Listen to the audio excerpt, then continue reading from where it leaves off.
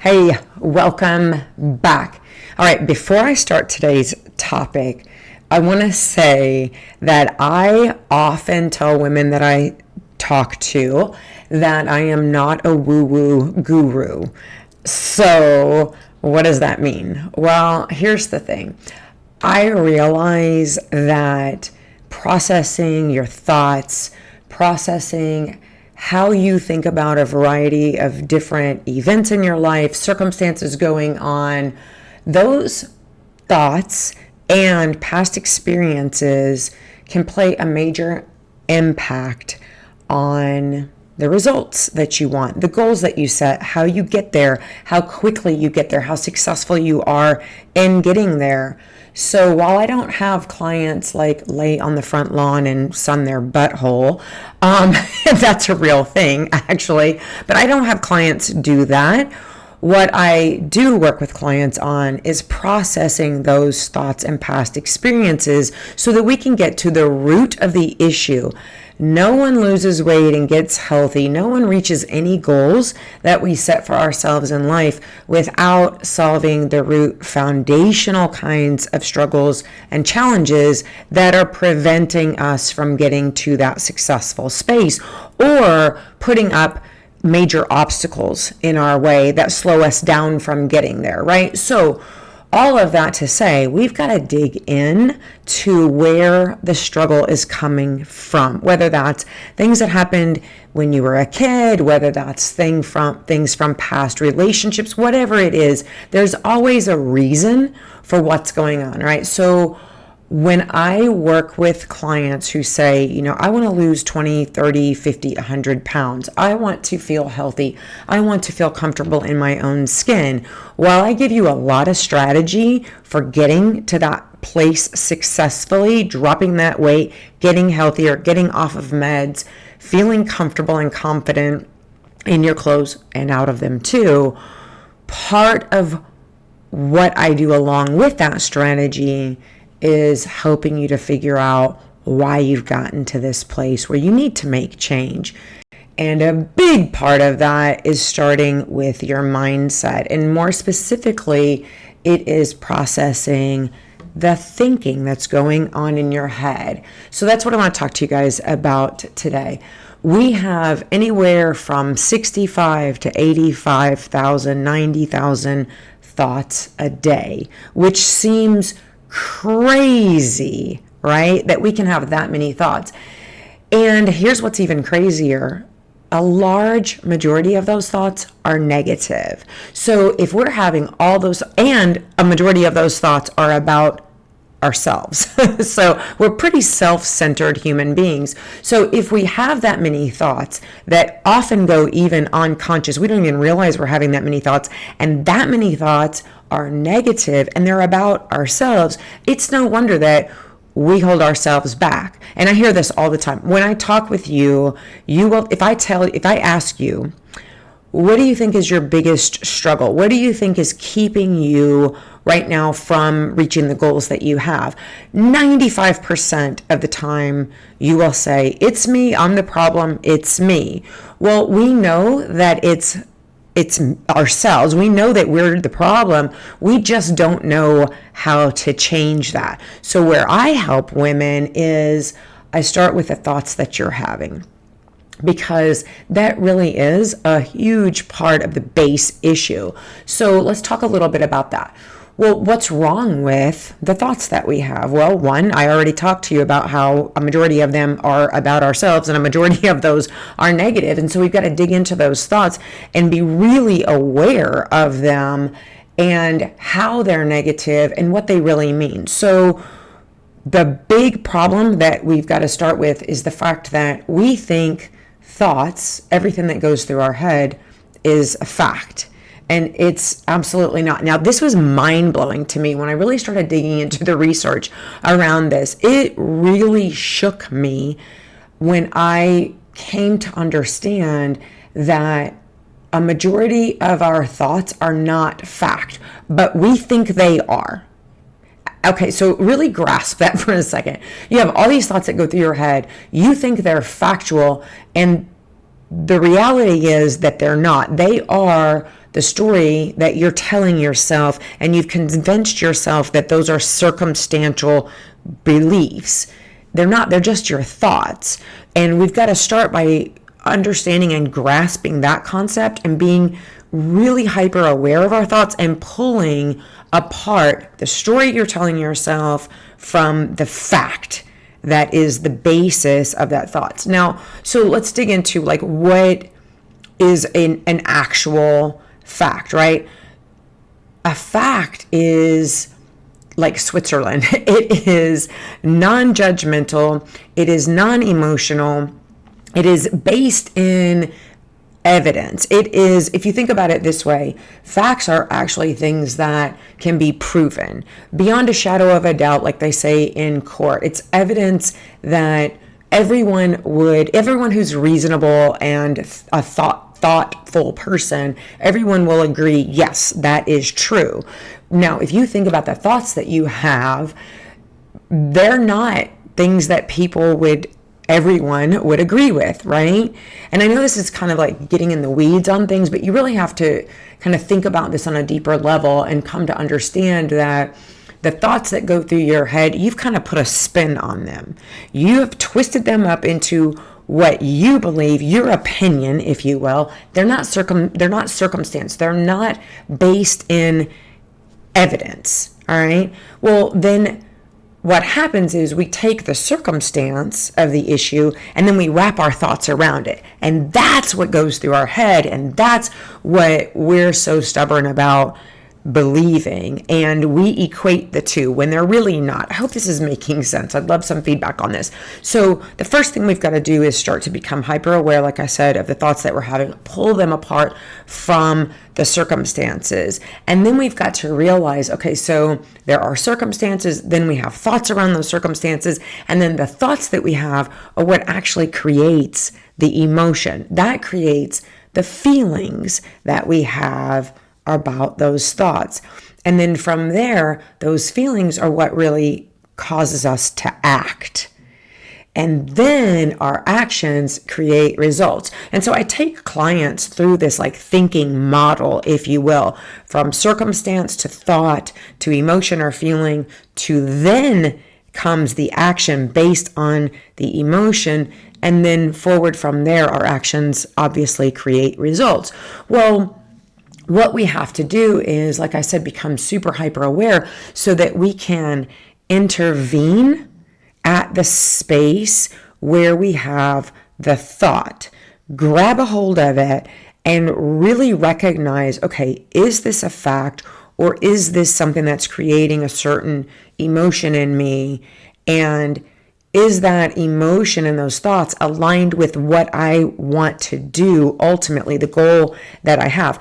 Because that's the space you've got to intervene if you want to change the emotion and you want to change your action. Because we cannot get to the goals we have if we can't intervene and change the action, right? So our thoughts are actually a choice, always a choice. And so we've got to really, really intervene at that space. We've got to back up from the emotion and intervene at that space and think about the fact that our thoughts are what are going to cause what we do, right? Because circumstances have zero effect on us emotionally until we attach that meaning to them in our thoughts. And then we realize our minds are creating all this emotion, and we can actually be in control of our emotional lives if we can back up a step and grab hold of those thoughts, right? Let me give you an example. So I used to think all the time, like, work stresses me out. And I bet you can relate to that. I said it all the time. Work stresses me out. And I believed that story that I was telling myself so deeply that it became a fact, even though it actually wasn't a fact. The stress was the emotion that I allowed my thoughts to generate in my mind. And from there, then I acted out on that stress. And for me, oftentimes it was either overeating, or the resulting action was not eating at all and starving myself. And I know a lot of the women I work with have that same kind of emotional response, right? I get stressed out because my kids are driving me crazy. My boss is driving me crazy. My relationship with my husband is not in the space where I want it to be. We've been arguing. And so I go to the pantry and I eat everything in the pantry. That I hear that story over and over and over, from stress to action of eating everything in the pantry, when the reality is that those stories we're telling ourselves and believing as fact are painful.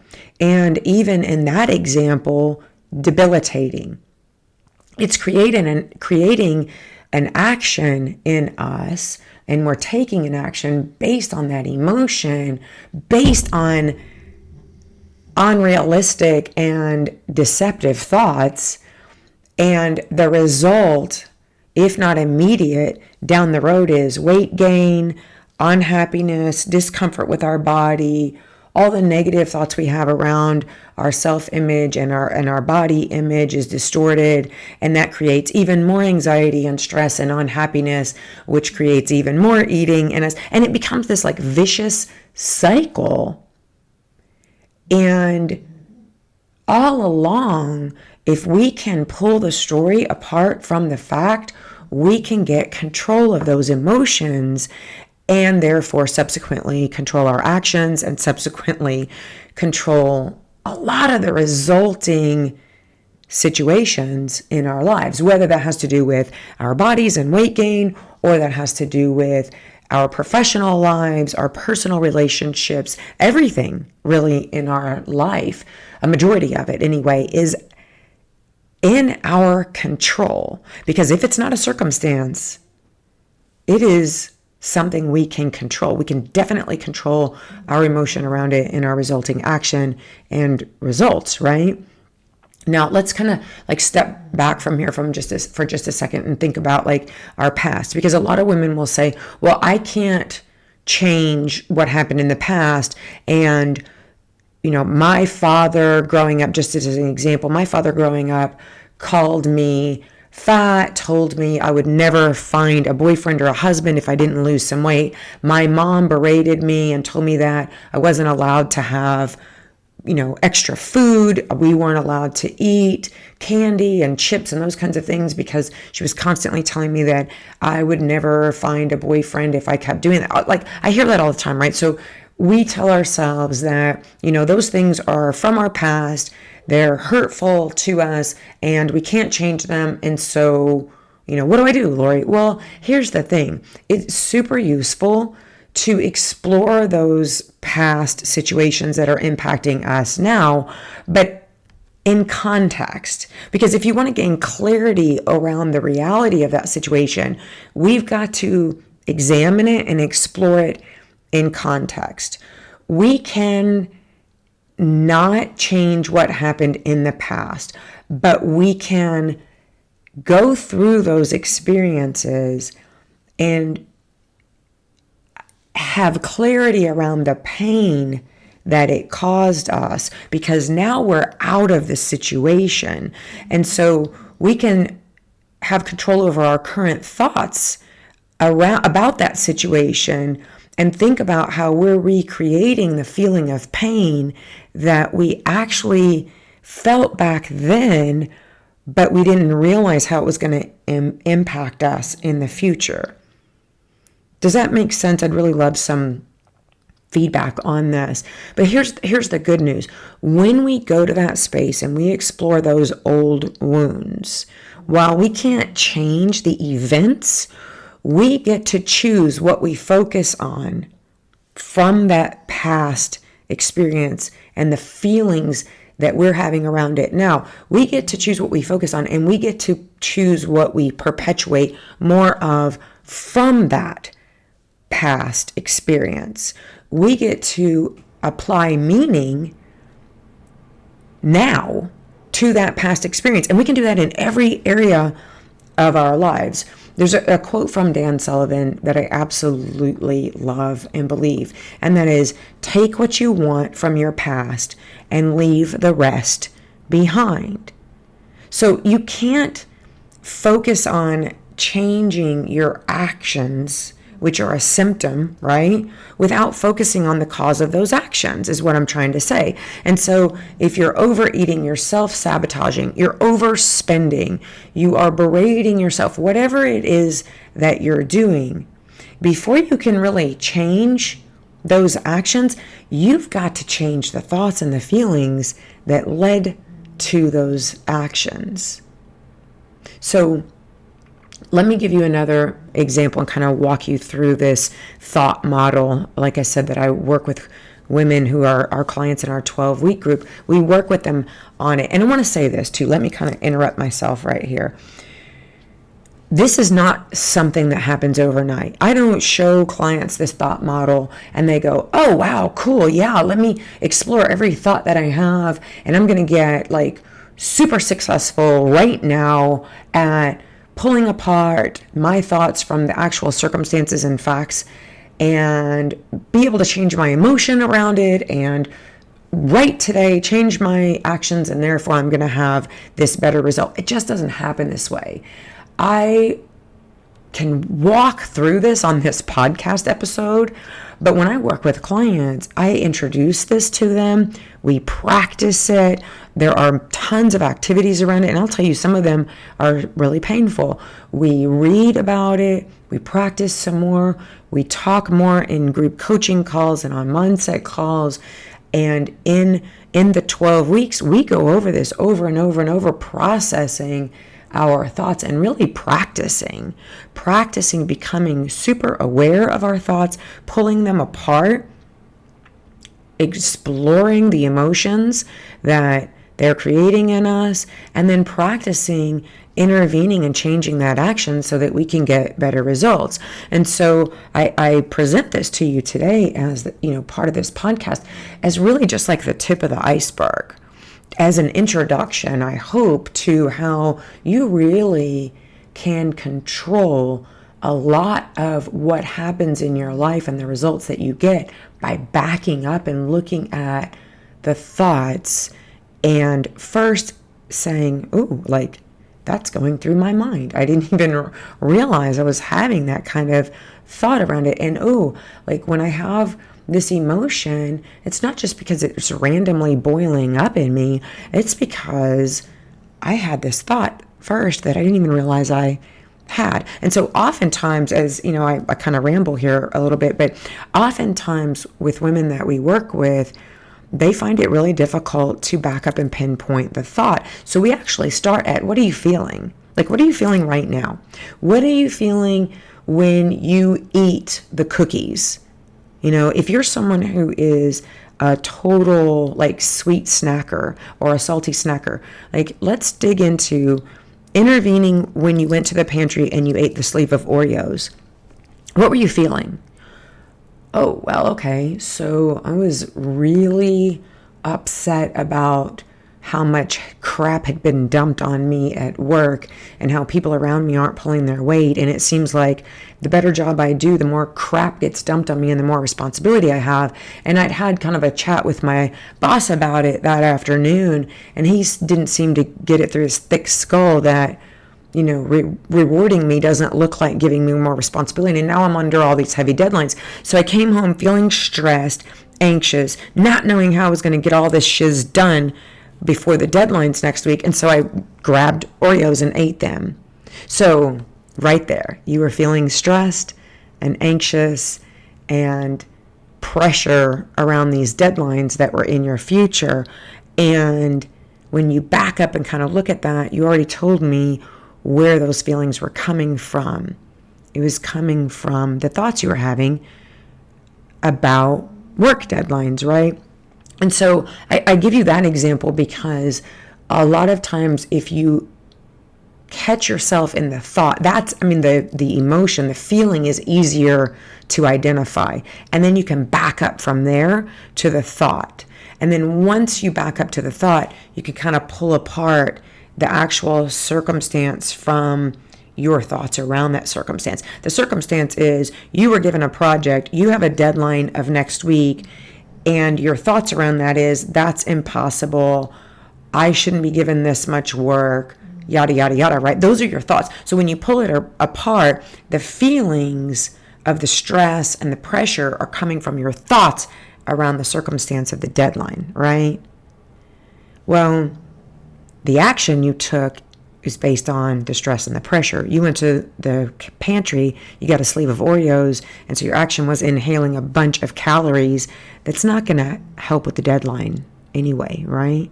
So if you can back up to the stress and from there back up to the thoughts, pull apart the fact that the circumstance is actually that you have deadlines. So let's focus on being productive and really effective with the actions related to the deadlines. Break down the project, set yourself some small mini steps for the project, but let's not let the deadlines create the thoughts that stress you out and then you overeat the cookies, because the cookies are just going to cause you to gain more weight, right? And I know when I say it like that, it seems like I'm simplifying it. But in reality, that is actually what you need to do. You need to pull things apart and simplify them in a way that none of that leads to more weight gain, obesity, negative feelings about who you are and how you look, no more diminished confidence, no more discomfort in your skin, because all of this crap piles on. And the result is that you're obese and unhealthy and freaking hating life. Right? So I'm going to kind of wrap this up and get down to the nitty gritty. Our thinking is unconscious 95% of the time. So you've got to stop, notice what you're thinking, notice what you're feeling as a result of those thoughts. Notice how you are about to act and anticipate the result of that action. Decide what you want your new result to be.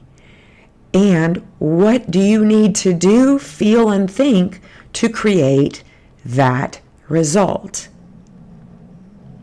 I cannot overemphasize how important it is to regularly become aware of, watch your thoughts.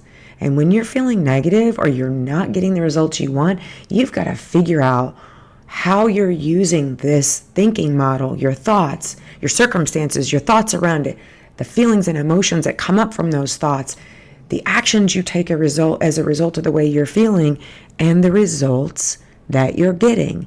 And you've got to become super deliberate in those thoughts so you can create choices that align with what you ultimately want.